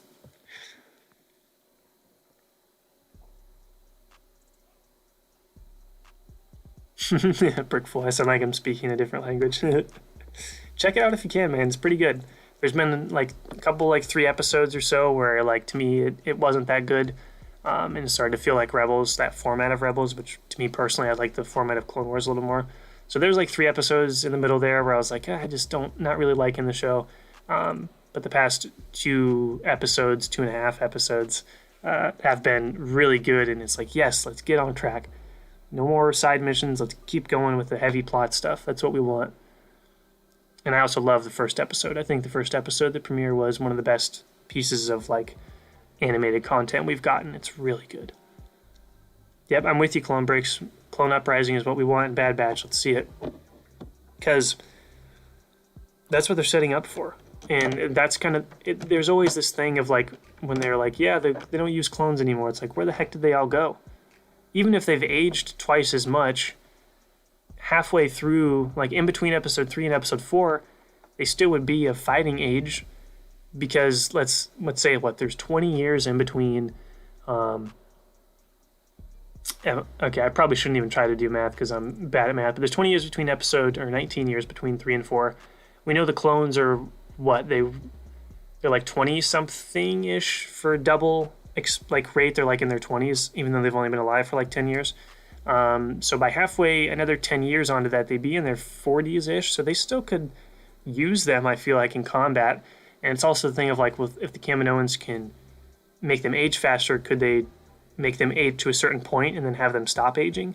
You know, it's kind of one of those plot hole things where it's like, if they have the technology to make someone age faster, couldn't they just have you age faster till you hit a certain point and then not have you age? You know what I mean? Or age slower or something like that. But that's all right. So what a good way to say, here's what happened to all the clones. There was a massive, like, multiple planet, galaxy-wide clone rebellion where maybe the Kaminoans flipped off the inhibitor chips or something, turned them off, gave them new orders, and the clones kind of get a last stand, a last moment to redeem themselves, where they get to fight back against the Empire. The people who controlled their lives, who made them do these horrible things to their friends, they get one last shot to make it right before they all go out in a blaze of glory. I think that's the best ending for the clone troopers. If you're going to go with this idea that we don't see them in the Galactic Civil War that much, have them go out in a fight. You know, have them go out in a fight where they're actually themselves. They're the independent clones we grew up to love with in Clone Wars.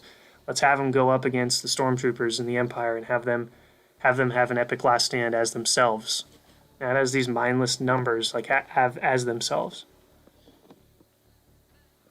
I think there's a girl clone because the biogenetics get mixed up in the cloning machine. Maybe, man, that's the problem when you're dealing with science and stuff. It's like futuristic sci-fi science or fantasy science. So you kind of have these questions of like, well, in the real world, it doesn't really work like that, but does that apply to Star Wars? Real world stuff, does it apply to Star Wars? You kind of have those things. But I feel like there's still more to Omega. She can't just be a normal Jango Fett clone. I feel like she has these enhanced abilities like the rest of the Bad Batch, you know? I know some people think she might even have Force sensibilities. So I feel like there's something else to her character, you know, that makes her special, because she's a very capable individual that we've seen her do tremendous things throughout the show that, you know, normal people that age probably wouldn't be able to do. So, like, pick up a blaster and hit Crosshair's blaster first try. You know what I mean? Or hunt, hunt that creature down to get the parts, thing, or all this crazy stuff that she's been able to do. I feel like there's something else to her. I don't know. Hey, Brad Bricks is back, and Rev Stormtrooper. What's up, guys? I hope you guys are doing good here. Welcome back, Brad Bricks, Rev Stormtrooper. Welcome to the stream, man. Thanks for joining, dude. That's how I thought the clones worked originally, where they only age fast to adulthood. Like, that would be the most logical explanation. Because, like, here's kind of the thing. Is like, if you're making an army for somebody, you don't know how long they're going to need that army. Why would you risk your employee, like, losing your, contract with your employer? Why would you risk that, right? If your clones are going to age. All right, I got to plug in my computer real quick. I don't want it to die on stream. But if you're a business like Kaminoans are, why would you risk becoming obsolete? You know what I mean? It doesn't make much sense to me. Why would you risk becoming obsolete? It's a big risk, unless you just keep making clones, but that's going to be really, really expensive,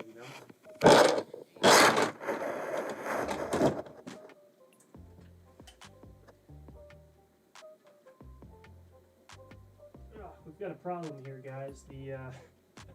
The cord to my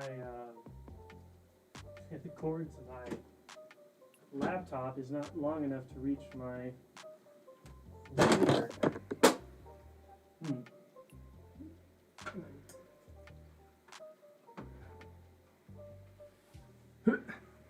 Alright guys, here's what we're going to do here. We're going to resituate here one moment. I'm still here, do not worry.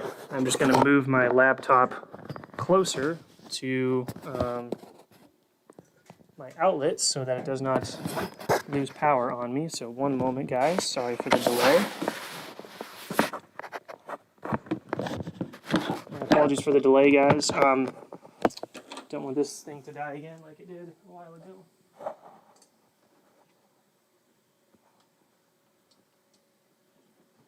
Alright, so what I was saying earlier was, if you're the Kaminoans, why would you risk doing that? It doesn't make any sense to me. So I always didn't like the idea that the clones aged, faster than they would normally.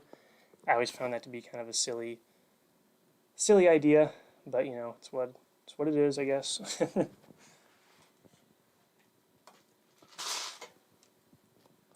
Like, it makes sense in terms of, like, producing clones fairly quickly, right? Of course it makes sense for that, but it doesn't make sense of why would you want your clones to run out of, become obsolete because they're too old, But it's alright. Okay, so we're getting resituated here, guys. This is one of those things where I'm like, you know what? Would have been a great idea was if I, thought about what I was doing before I actually did it. In terms of like, hey, your cord's not long enough to reach. It'd be really smart if your cord was longer to reach. So, real smart of me here, guys. Say that much.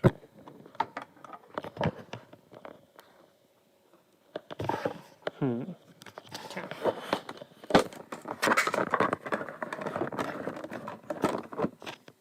Alright, I think I got it all set up here. Let's see what's going on in the chat here. A lot of people had mixed feeling about Bad Batch for me so far. You love it? Hey, that's awesome, Brad Briggs. I know a lot of people have. There's just been a few episodes that I haven't really enjoyed. But, I mean, for the most part, I've absolutely really enjoyed the episodes. So it's just been those couple episodes where I started to get a little worried about what was going down with the Bad Batch. But for the most part, I've been really enjoying the episodes. Because, it's just like watching Clone Wars. You know what I mean? Okay. Oops. It seems we've lost power with our camera.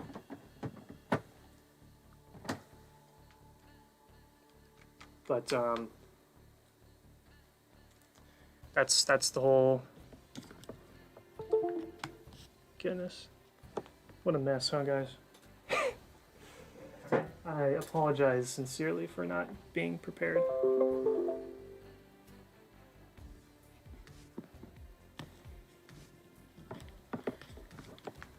Okay, well, come on. Oops, wrong one. Wow, we're just clicking all sorts of things. Alright, let's see here.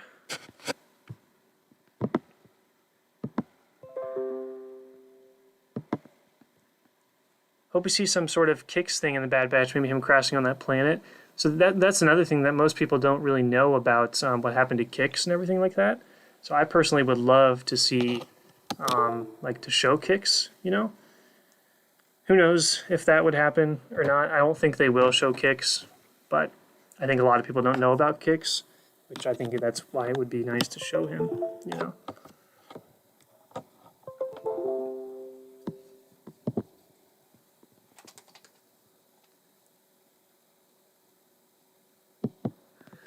Okay, well, of course the camera's not going back in, but I think what we can do here that might help if I set this up here real quick.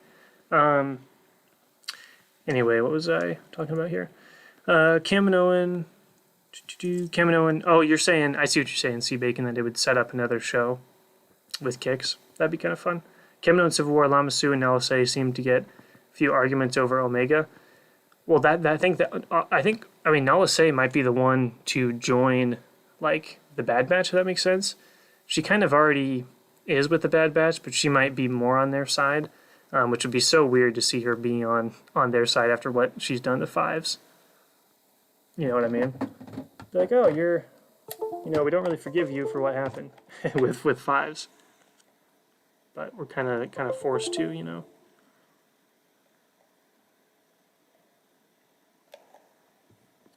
Let's see, did that work? Nope, still did not work. Cool. And here's what we're gonna do. I have an idea. We're gonna go here to this, and we're going to, not music, image, okay. We're going to add my webcam onto here. Let's see if I can figure this out in real time here.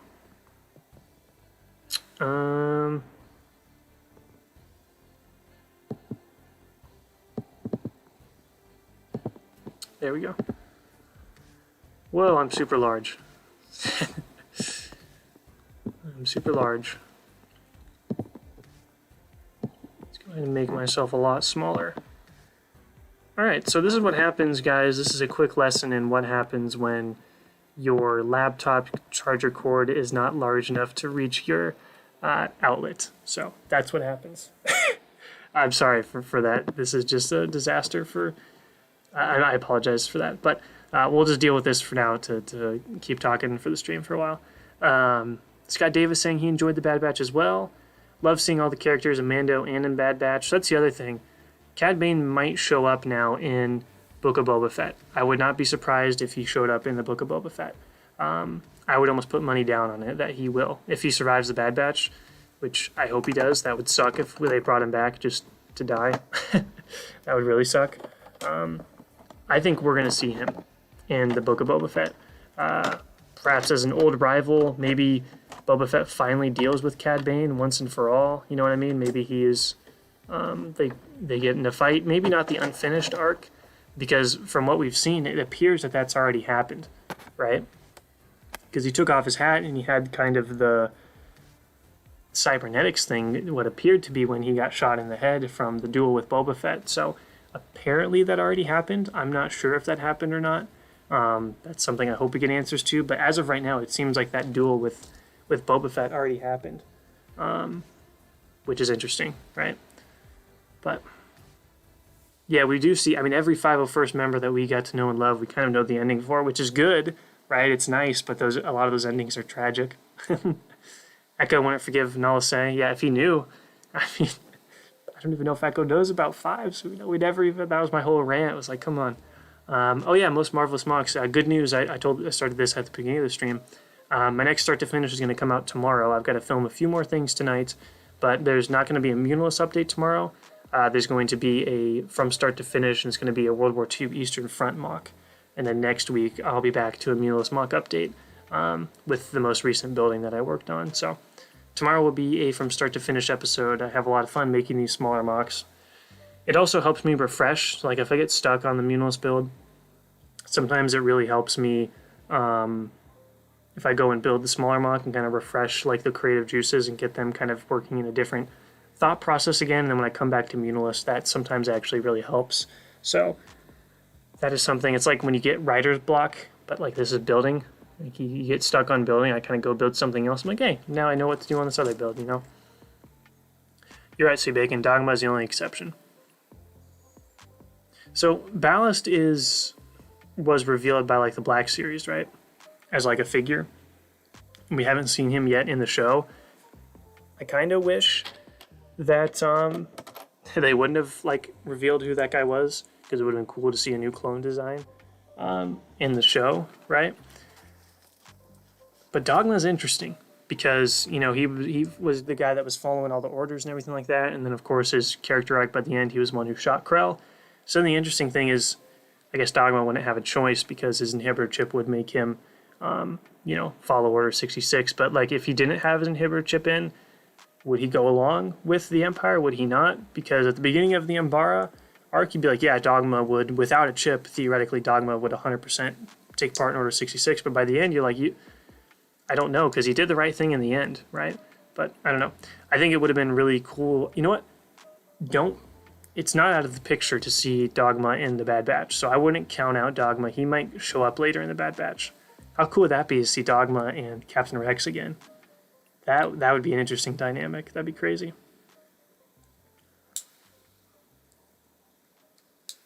Yes, a vintage collection, yeah. I wouldn't be surprised if they did. I think, so how long have we been going for? 141. I'll say just a couple more things here and we'll start to close out the stream. But essentially, there's a couple of clones that I really want to see from the Clone Wars episodes from the TV show come into Bad Batch. If you guys have any, you can put them in the chat here too. For me, the number one is Boyle. He was not in... hey, no problems, Most Marvelous. May the Force be with you, man. Have a good rest of your night and a good weekend, dude. Thanks for stopping by. Boyle is the number one I want to see because he wasn't in the final Clone Wars episodes, which I thought he would be in those Bad Batch episodes because the 212th is there, Cody is there, Obi-Wan's there, but Boyle's not there. I think it would have been really cool to see Boyle in his, like if he was made an ARC Trooper, I think it would have been cool to see Boyle in ARC Trooper armor, just like Jesse was. So that would have been really cool to see. So I hope he shows up in the Bad Batch in some way. Maybe he's with Cody. Like if we see Cody, maybe Boyle's like following Cody, with him and stuff like that. Hey, no problem, Clone Breaks. Thank you so much for joining, man, and talking in the chat. I had a lot of fun. And thank you for joining and subscribing too. I got the little notification, so huge shout out to you, man. So thank you so much. Have a good rest of your day. And of course, may the Force be with you, my friend. So yeah, I want to see Boyle. I think he's just my number one. I want to see Boyle. And Wooly, if you remember him from the Ryloth episode, he was with Cody. It was just a plane trooper. His name was Wooly. I just, for some reason, he's such an obscure character. I would love to see him in the show. Him and Boyle like escorting as ARC troopers, escorting Cody. I think that'd be so cool. But yeah, I really want to see Boyle. He's my number one clone I want to see in Bad Batch. But now that you bring up Dogma, I think that would be, gosh, that'd be so cool to see Dogma. That'd be really cool. Bad Batch breaking Dogma out of prison. That'd be interesting. No, Ryan, I don't think Mace Windu survived. I know a lot of people really want him to survive, and trust me, if he showed up on screen, I'd get really excited. But my excitement would kind of die away pretty quickly because his death is so important to Anakin's character and Anakin's downfall that that whole moment is so important when he turns against Mace Windu and helps Palpatine. That's kind of the whole that's one of the most pivotal moments in Anakin's whole story. And since Anakin's the main character of the saga, it's kind of the most important scene in the whole saga almost. That's Anakin's moment when he turns. So I don't think they'll bring him back. I think that kind of makes that scene. Same way with Palpatine coming back.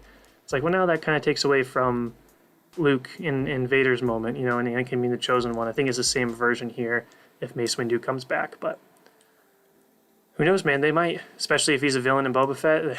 I don't know, dude. They might.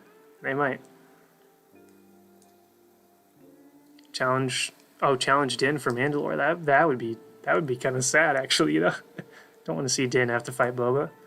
Don't know who to cheer for. And yeah, Scott, I'm with Scott Davis on that one too. Battle of Umbara. That'd be kind of fun, man. I know a lot of people have done Umbara, and the hard part with Umbara is it gets kind of expensive with all the plants. And just the black plates and terrain kind of make it hard to video, if that makes sense. But I have an idea for an Umbara mock. If I ever were to do it in a large scale, that would be Umbara, but no one's done this version of Umbara before. And it'd be very, very unique. So I've always had that in the back of my head. So maybe someday. It would involve the 212th. That's all I'll say. Alright guys, so we'll probably close it out here in a little bit. My apologies for not getting any building done, but I just enjoy talking to you guys, so hopefully you guys are okay with me not really doing much building. I feel like there's a lot to talk about today with LegoCon, and Bad Batch. I feel like there was a lot to talk about today, so I just enjoy talking to you guys with that, but yeah, that's pretty much it. I appreciate all you guys sticking around and having, and I mean, it only works, the live streams only work because you guys interact with the chat and I'm able to kind of talk to you guys and have a good discussion. So I appreciate all you guys joining. That means a lot, and I had a lot of fun. I like just sitting down and just kind of talking to you guys, you know, because sometimes you don't get to talk Lego and Star Wars to a lot of people in your normal life. I think you guys relate to that quite a bit. You know what I mean? It's like sometimes you can't really talk Star Wars or Lego stuff with a lot of people in your normal life. So it's good to sit down with you guys and talk to you guys. So stay tuned. We'll go ahead and do another live stream next week. We'll go for Saturday again. We'll see how the next Bad Batch episode is. Hopefully it's really, really good. Hopefully they give us some more plot development with maybe Camino Uprising and a few more of those things. Hopefully it's not another mission episode. We'll see, though. But yeah, tomorrow's going to be a World War II Eastern Front from start to finish episode. And then I want to have a review sometimes next week of the Clone Army Customs Tiger Shark minifigure. I want to do a review on that sometime next week. And then, of course, we'll have the live stream next Saturday and Muunilinst mock update number 14 next Sunday. So lots of great stuff coming up. Hope you guys have a good rest of your weekend.